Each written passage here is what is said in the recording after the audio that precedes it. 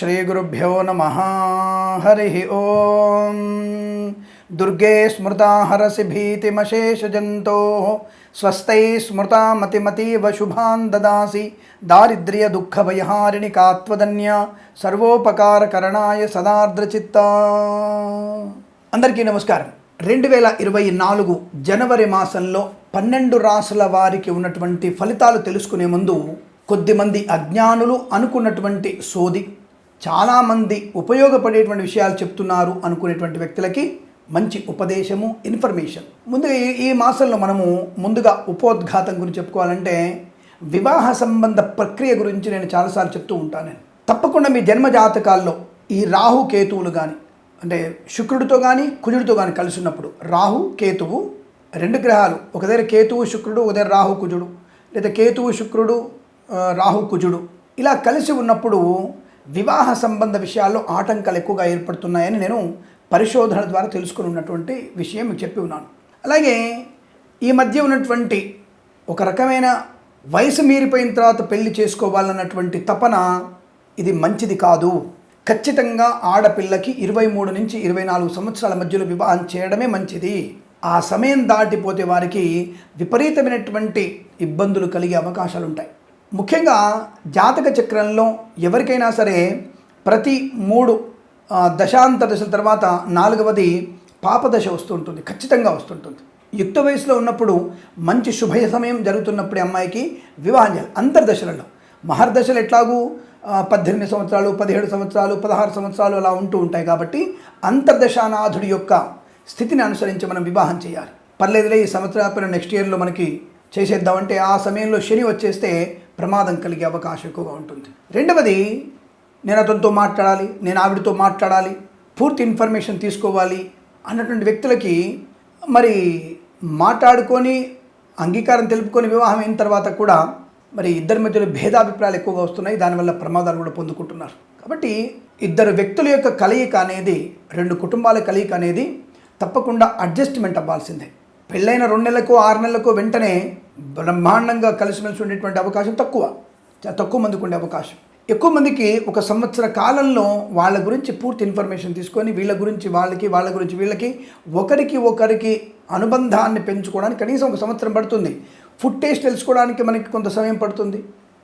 అలాంటిది వాళ్ళ యొక్క కుటుంబ వాతావరణం, ఆలోచనలు, అత్తగారు, మామగారు, మరదలు, బావగారు, మరిదిగారు, ఇవి తెలుసుకోవడానికి కనీసం 1 సంవత్సర కాలం పాటు మన ఇద్దరి మధ్యలో భేదాభిప్రాయాలు కొద్దిగా దూరం పెట్టండి.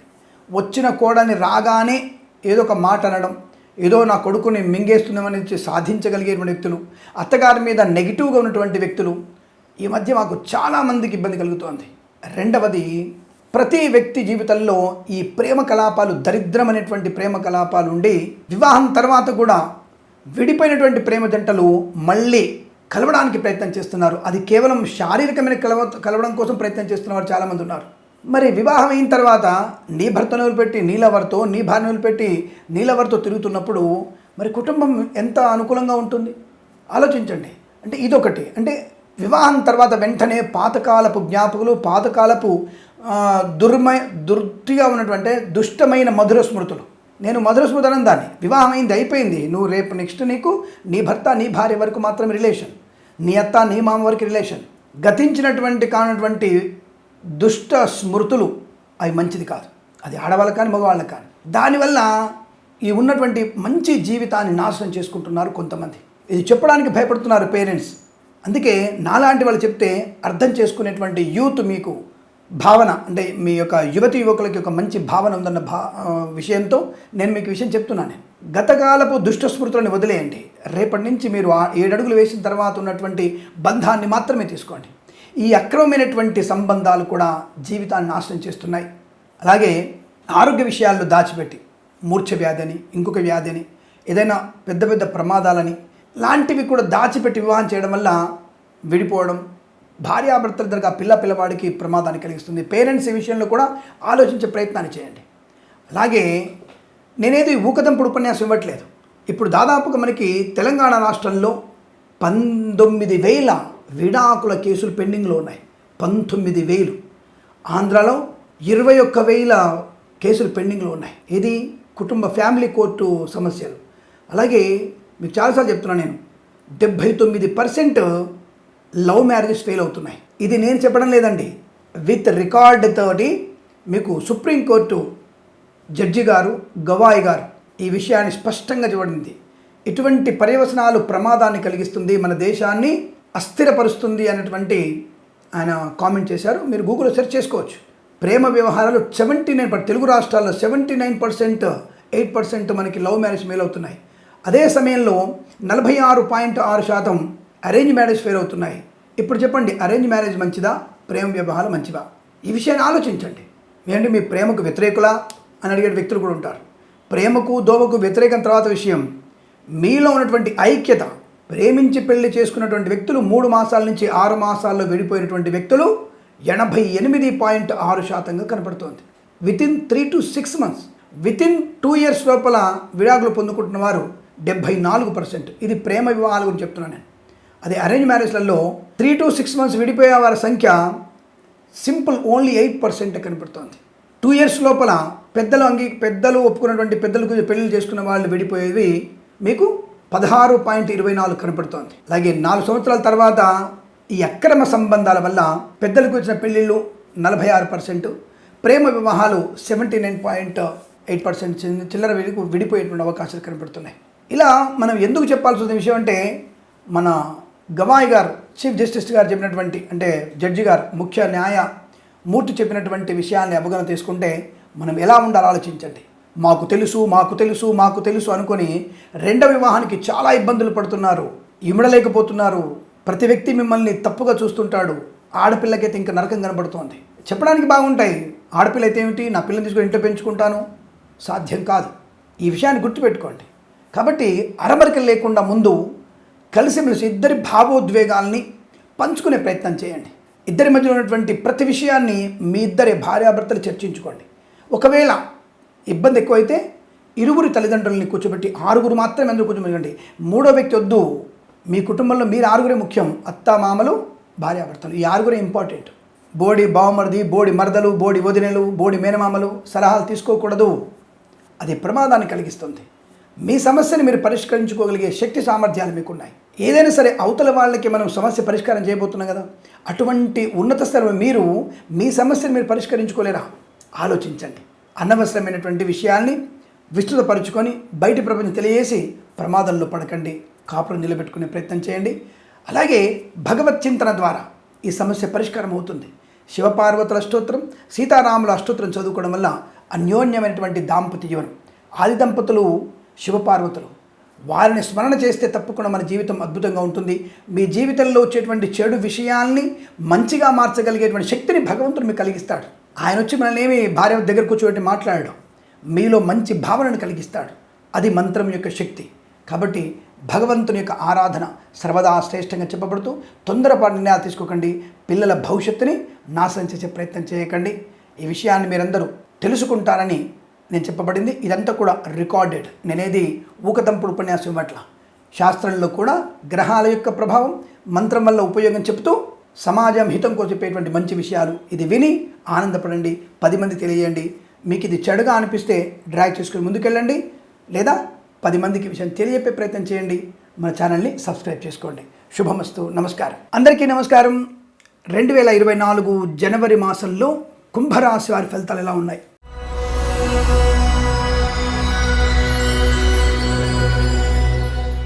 మొదటి వారం యావరేజ్గా ఉండి, రెండో వారం అద్భుతంగా ఉండి, మూడో వారం పూర్తి స్థాయిలో నష్టం కలిగి, 4వ వారంలో మళ్ళీ అద్భుతమైనటువంటి శుభయోగాలు ఉన్నాయి. అంటే 3వ వారం మొత్తం కూడా మీరు చాలా జాగ్రత్తగా ఉండే ప్రయత్నాన్ని మాత్రమే చేయాలి. లేనిపోని అవరోధాలు కలిగించుకోవడం, స్వయంకృతాపరాధాలు ఎక్కువ కనబడుతున్నాయి.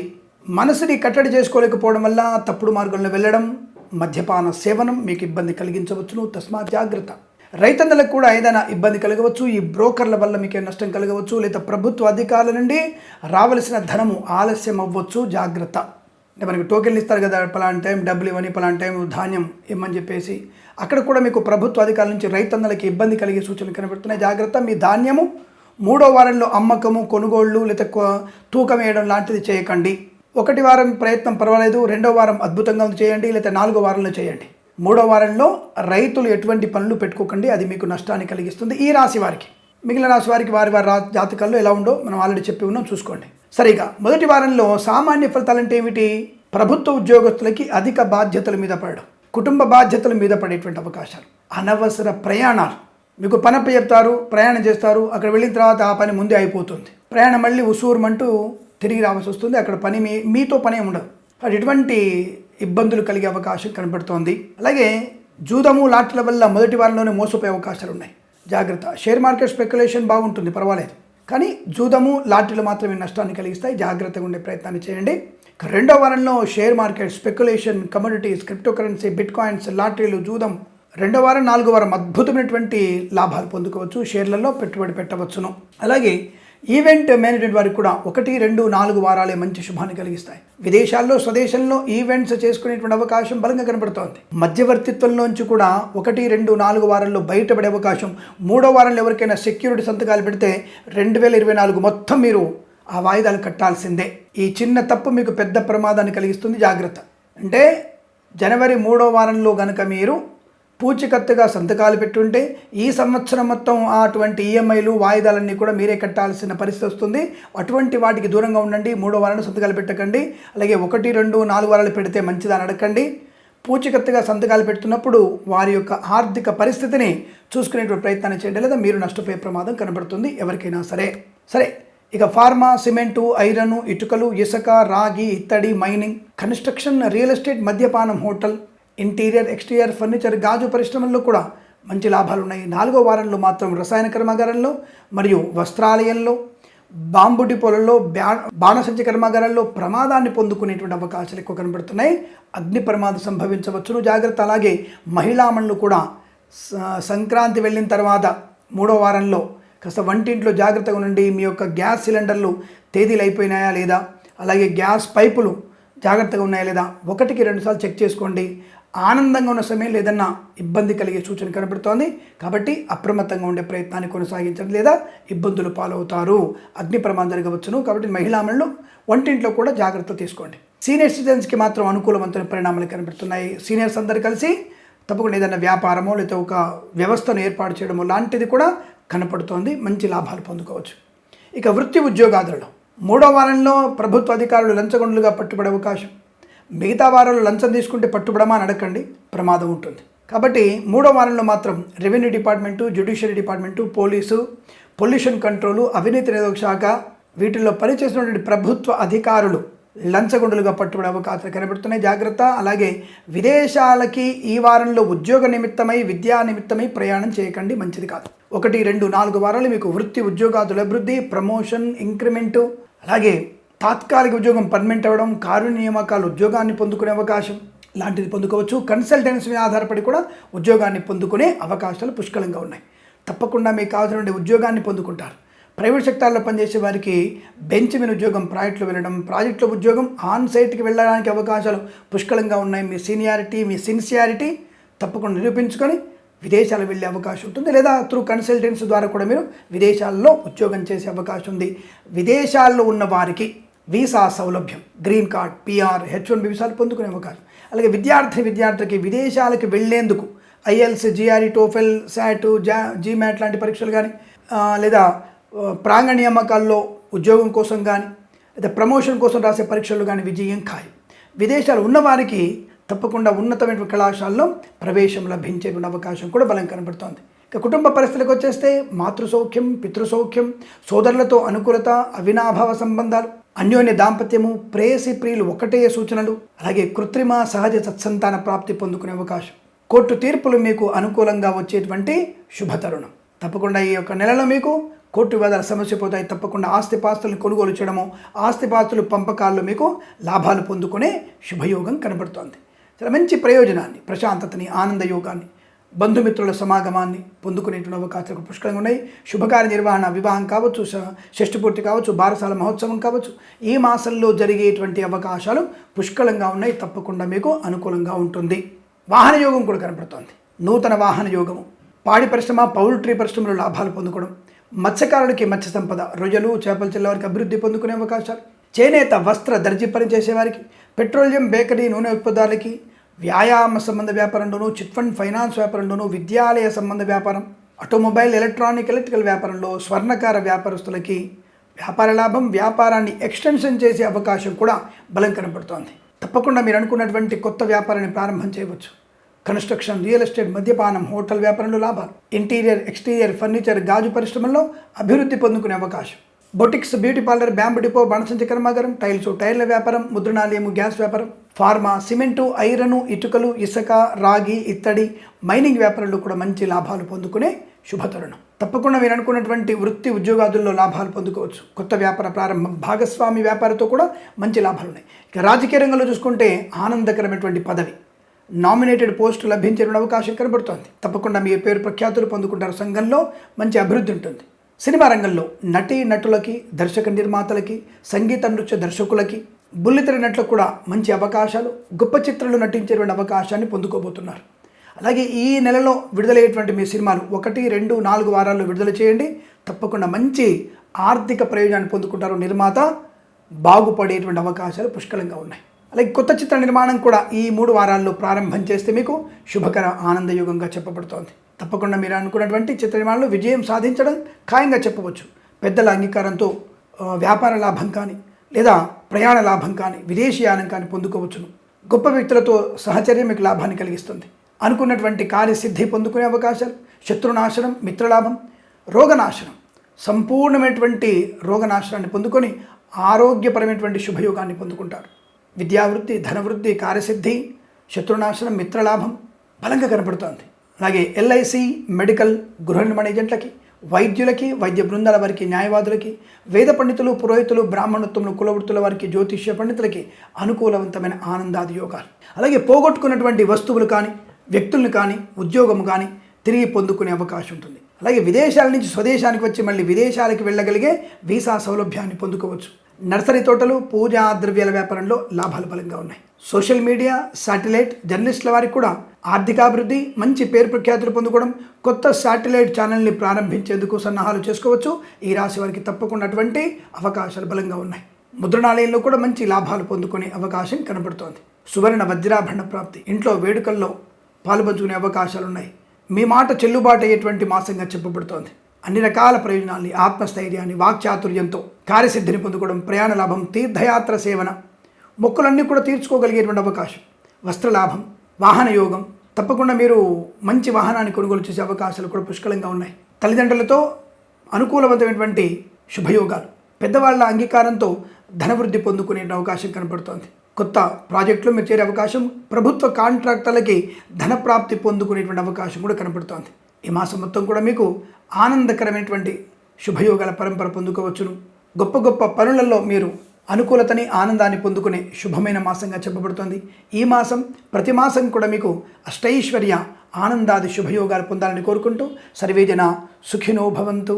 ప్రేమతో మీ కిరణ్ శర్మ. స్వస్తి ప్రజాభ్య పరిపాలయంతాం న్యాయేన మార్గేణ మహిమహేషాః. గోబ్రాహ్మణేభ్యः శుభమస్తు నిత్యం. లోకా సమస్తా సుఖినో భవంతు.